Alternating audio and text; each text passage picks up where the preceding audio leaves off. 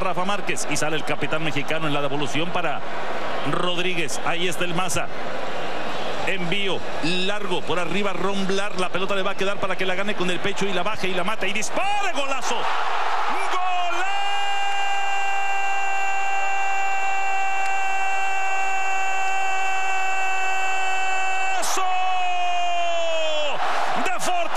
Para el mundo, de la zurda de Gio para el fondo de las redes holandesas. Golazo, golazo, golazo. Eso, eso, eso.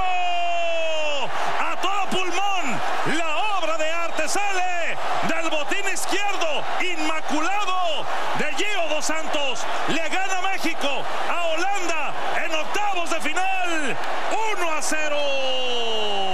Solamente 3 minutos le costó al equipo mexicano y ahora vemos cómo conduce de derecha a izquierda, se acomoda la pelota, va botando, no le queda cómoda, pero lo intenta, observe, con la pierna izquierda cruzada, pegado al palo, abajo, le cuesta muchísimo al arquero.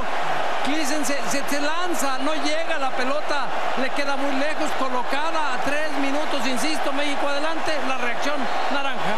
Sensacional la forma en que